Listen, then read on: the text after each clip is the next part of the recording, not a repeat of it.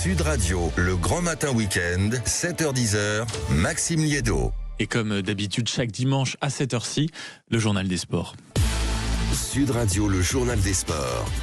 Et rebonjour mon cher Jules. Et rebonjour Maxime Liédo, rebonjour à tous. On commence avec le rugby sur Sud Radio, évidemment la radio du rugby et cette troisième journée de Champions Cup qui se poursuit et cette terrible désillusion quand même pour La Rochelle qui s'incline d'un tout petit point face à l'Irlande. Et oui, que c'est cruel pour les Rochelais. Maxime, les joueurs de Ronan O'Gara qui s'inclinent 25-24 après la sirène alors qu'ils pensaient tenir un exploit monumental face au Leinster.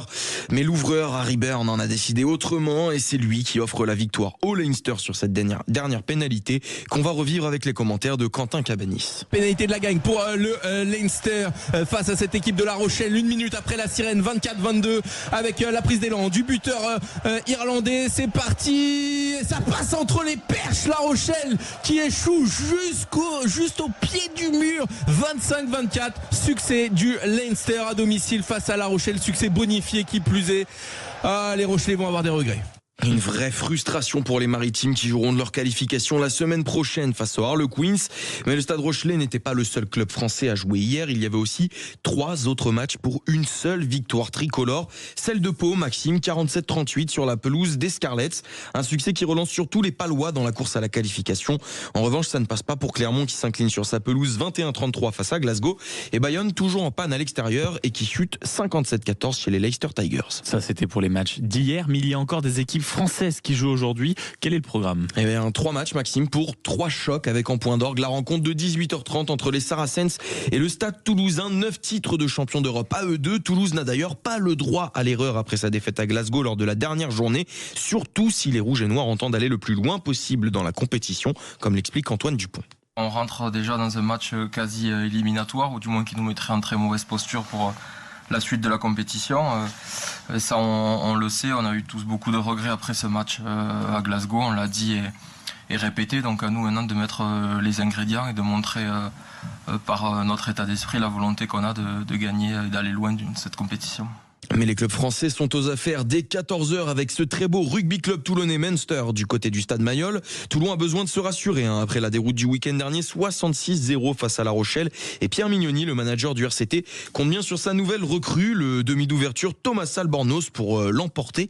Et il ne tarit d'ailleurs pas d'éloges à l'égard de son nouveau joueur. C'est un joueur qui amène beaucoup de panache dans notre jeu.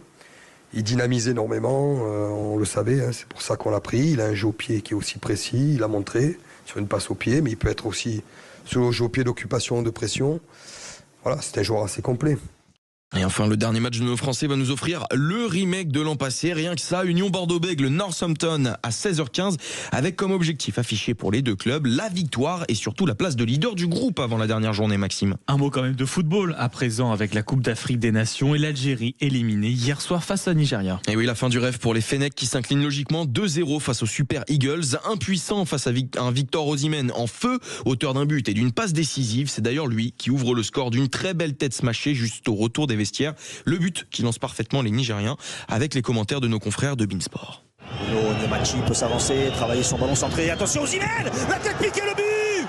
La tête piquée, le but, le 4e de Victor Osimhen. On louait le jeu de tête du meneur des Super Eagles. Il s'est envolé, le Super Aigle du Nigeria, pour aller smatcher cette tête.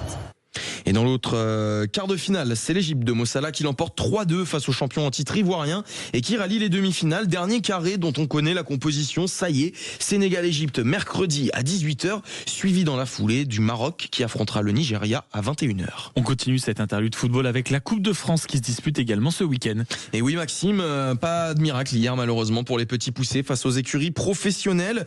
Les 5 clubs amateurs ont tous perdu. Montreuil a chuté 4-2 contre Amiens. Le Puy s'est incliné au tir au but face à Reims 0-0 après les 90 minutes. Le Haut-Lyonnais a perdu 3-1 contre Lorient. Istres 2-0 contre Laval et Avranches s'est incliné 6-0 contre Strasbourg. Suite et fin de ces 16e de finale aujourd'hui avec 6 matchs au programme. Sochaux-Lens à partir de 14h et puis à 18h 4 matchs. Nantes-Nice, Le Mans-Nancy, Metz-Montpellier et là le dernier petit poussé Chantilly-Rennes et enfin à 21h Lille-Lyon. Et à 9h16, c'est le Café des Sports, mon cher Jules.